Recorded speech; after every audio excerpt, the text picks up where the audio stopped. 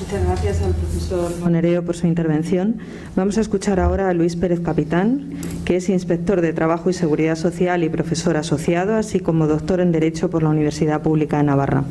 Es autor de diversas monografías y numerosos artículos sobre prevención de riesgos laborales, derecho del trabajo, seguridad social y derecho sindical.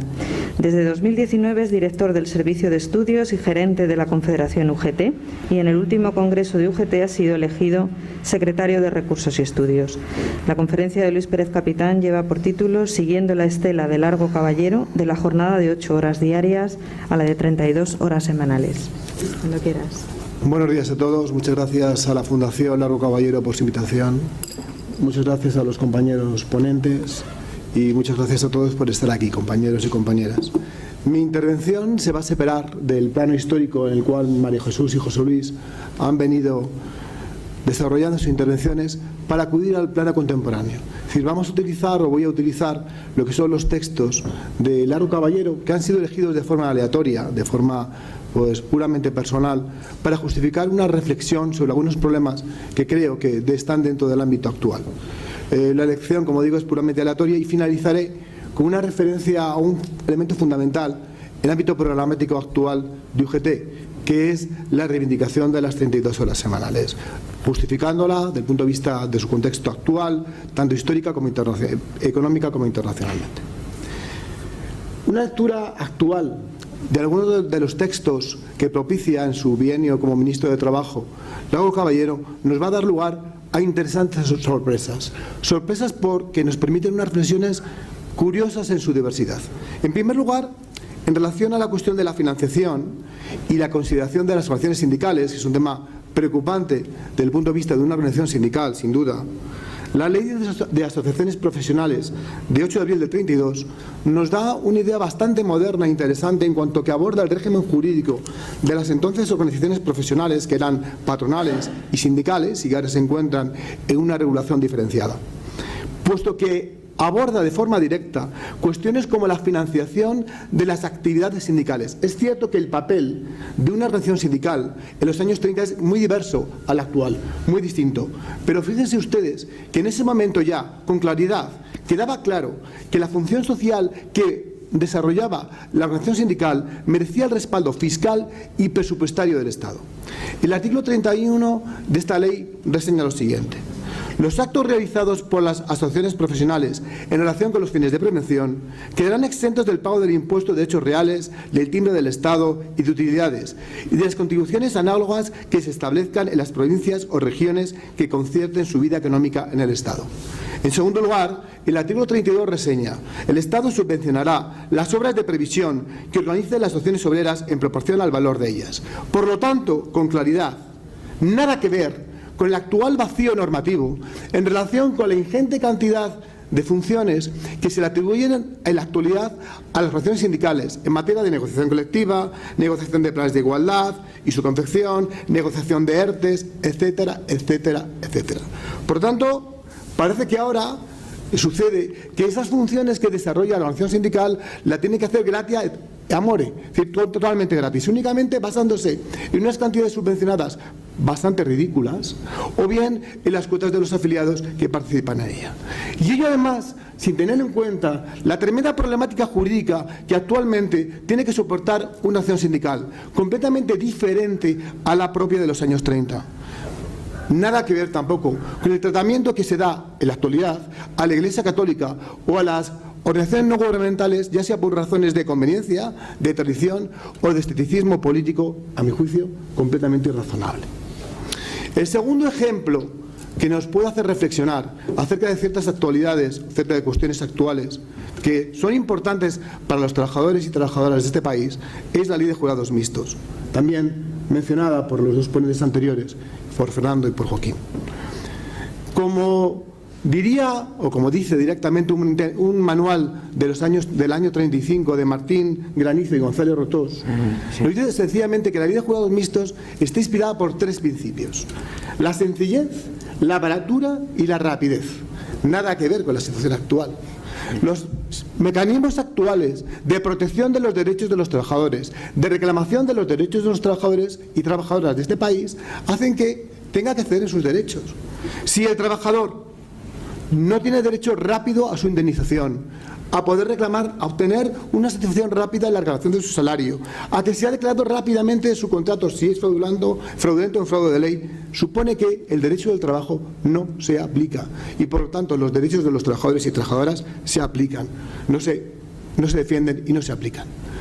Desde nuestra organización defendemos, por lo tanto, el establecimiento de un sistema articulado, inspección, judicaturas, sistemas de arbitraje y conciliación, que dé rapidez y celeridad y eficacia en la reclamación de esos derechos, en su aplicabilidad, dotando de los medios humanos y tecnológicos que sean necesarios.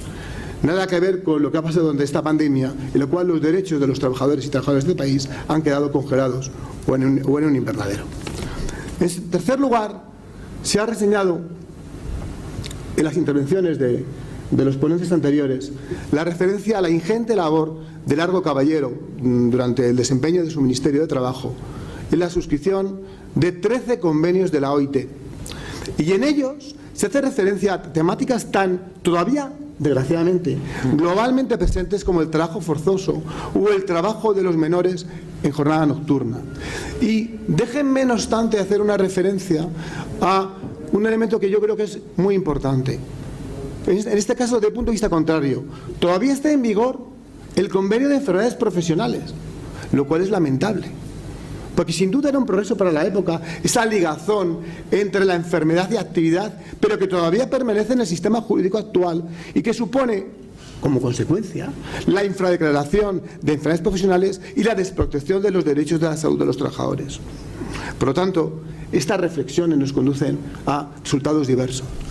Y, por último, antes de abordar la temática de las 32 horas, la visión no centralista que se tiene desde el punto de vista de las relaciones laborales. En la última etapa de Largo Caballero se produce el traspaso de la ejecución de las relaciones laborales a la Generalitat de Cataluña. Por lo tanto, un modelo diferente, un modelo actual. Pasamos ya, por último, a la presentación de la propuesta de las 32 horas laborales. Han pasado 90 años, más, si contamos el decreto del 19, que fue completamente arrumbado por los decretos de enero del 20, sobre el decreto de julio del 31, luego ley en septiembre. ¿Por qué? Podríamos decir que, ¿por qué proponemos 32 horas? Por el mero paso del tiempo, porque han pasado ya, y no son pocos, 90 años. No. Se propone porque hay un contexto, en primer lugar, un contexto internacional propicio. Miren ustedes, en el ámbito internacional, este debate está completamente candente. Ya la IG Metal, el año pasado, propuso la jornada de 4 horas como un elemento fundamental. En un país que con un primer ministro, no un radical socialista, Yoshihide Suga, hace un mes, en el mes de junio, se ha propuesto en la Guía Anual de Política Económica de ese país la necesidad de la reducción a 4 días de la jornada laboral para la necesidad de un establecimiento de un equilibrio entre la vida familiar y la vida profesional del sujeto, del trabajador y de la trabajadora. Sanna Marin, primera ministra de Finlandia en la actualidad, también ha efectuado una propuesta de 6 horas diarias de jornada o 4 días. En Nueva Zelanda, en Irlanda hay programas pilotos al respecto. También en grandes empresas como Unilever en Gran Bretaña o Microsoft en Japón también están desarrollando esos programas. Por lo tanto, no es una propuesta aislada fuera de un mundo globalizado. Es cierto que la propuesta española es una propuesta que ustedes solo tienen que ir a Internet, está en todo el mundo reflejada y ha tenido, y no está mal, un gran reflejo. Pero en segundo lugar, y esto también es muy importante, es propicio el contexto social y productivo, porque hay actualmente un desbalance terrible entre la productividad y la jornada en nuestro país, porque desde el año 31 el PIB se ha multiplicado en 8.000, porque la productividad ha crecido por ahora en un 100%, porque desde el año 2019, desde mediados del 90, la productividad se ha disparado, porque la carga de trabajo en España es de las mayores en Europa. 115 más que la zona euro y 60 horas más que la Unión Europea del 28. Por lo tanto, la medida de las 32 horas supone una ruptura de este desequilibrio que es realmente inaguantable. Y también hay otras razones adicionales que nos llevan a esta propuesta.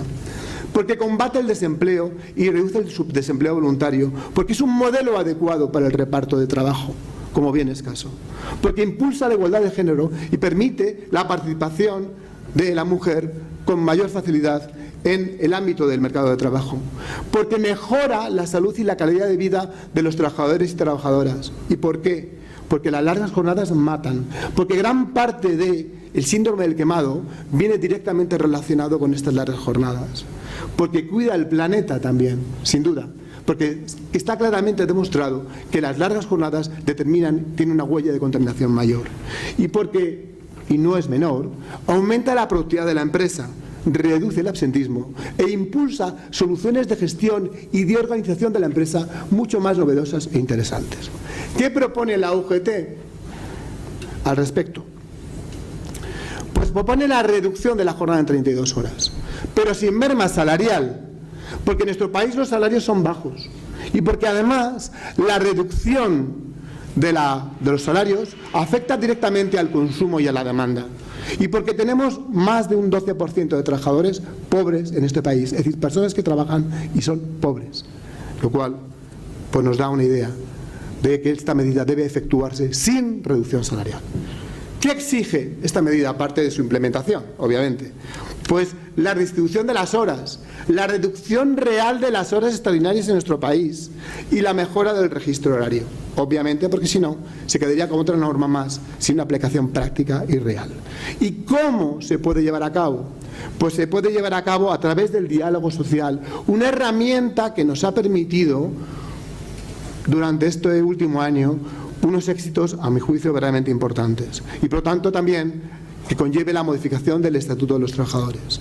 Y su financiación, evidentemente en las grandes empresas, es un debate que ya existe, no requiere esa financiación, pero sí, tal vez, en las pequeñas y medianas empresas. Y tenemos ahora una oportunidad de oro en los fondos europeos, establecer como uno de los criterios adecuados para su otorgamiento y concesión la implantación de medidas que vayan a este respecto. Muchísimas gracias.